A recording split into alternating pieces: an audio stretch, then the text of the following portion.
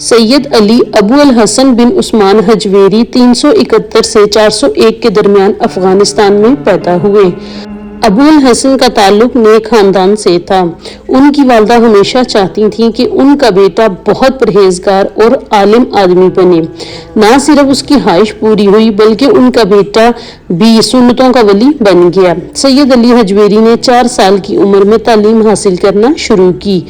بڑے ہونے کے بعد آپ نے خراسان، ترکستان، ایران، عراق، شام جیسے کئی ممالک کا سفر کیا اور تقریباً 300 علماء مشاہ سے استفادہ حاصل کیا۔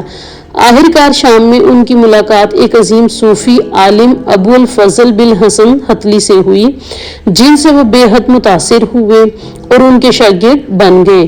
قرآن مجید، حدیث اور تصوف کی تعلیم حاصل کرنے کے بعد آپ کے مرشد نے آپ کو لاہور 431 ہجری میں جانے کو کہا، جہاں حضرت شاہ حسین زنجانی پہلے سے اسلام کی ترویج میں مصروف تھے۔ اس لیے وہ حیران ہوا، لیکن حکم کی تعمیل کرتے ہوئے لاہور پہنچ گیا، جبکہ اندھیرا چھا چکا تھا، اسی لیے اس نے رات وہیں گزارنے کا سوچا۔ اگلی صبح وہ شہر میں داخل ہوا تو اس نے ایک جنازہ دیکھا۔ اس کے بارے میں پوچھا تو بتایا گیا کہ شاہ حسین زنجانی کی میعاد ختم ہو چکی ہے۔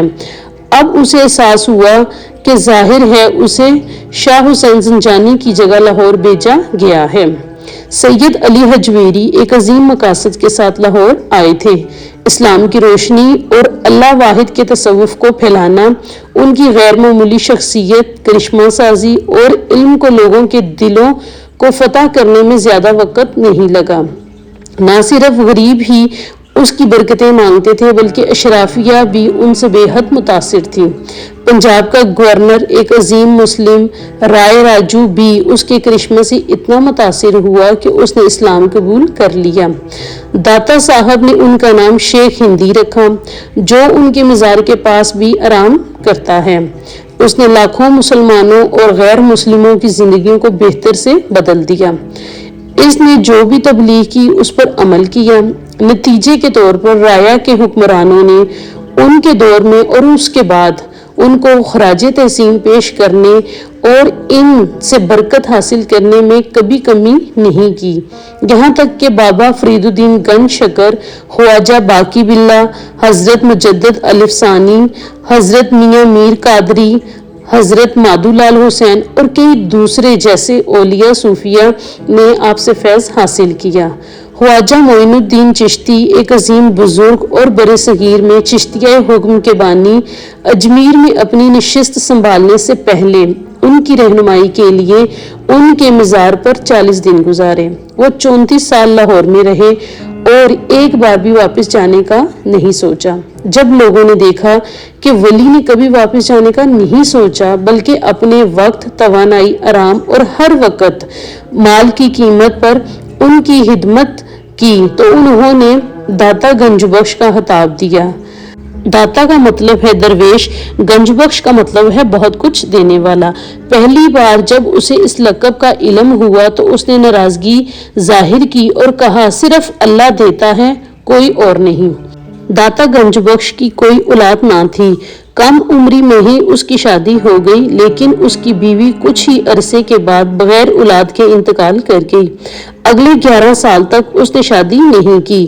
جب اس کے والدین نے اصرار کیا تب ہی اس نے دوبارہ شادی کرنے پر رضامندی ظاہر کی۔ بدقسمتی سے دوسری بیوی کا بھی 1 سال کے بعد انتقال ہو گیا۔ اس کے بعد انہوں نے کبھی شادی نہیں کی۔ آپ 464 ہجری میں اس فانی دنیا سے رخصت ہوئے۔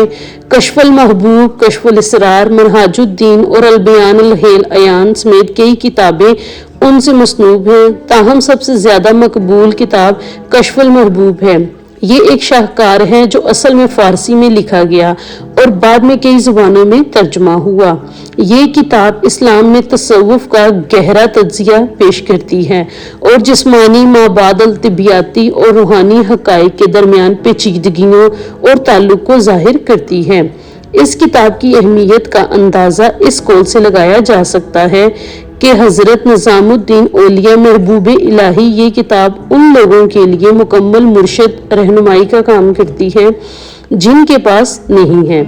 الحجویری روحانی متلاشی کو بہت سے موضوعات پر آفاقی اور لازوال مشورے بھی پیش کرتا ہے، جیسے غور و فکر، سخاوت، روحانی شائستگی، دعا، محبت اور جھوٹی روحانیت اور جھوٹے اساتذہ کو حقیقی سے ممتاز کرنا۔ یہ فہم آج بھی اتنا ہی اہم ہے۔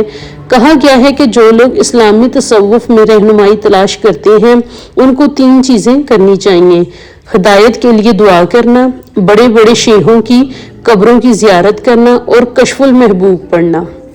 امید ہے کہ آج کی یہ ویڈیو آپ کو پسند آئی ہوگی۔ اگر یہ ویڈیو آپ کو اچھی لگی ہے تو لائک کیجئے گا، اگر آپ چینل پہ نیو ہیں تو سبسکرائب کیجئے گا۔ اسی طرح کا انفارمیٹیو کنٹینٹ آپ کو یہاں پہ ملتا رہے گا۔ Thank you so much for watching.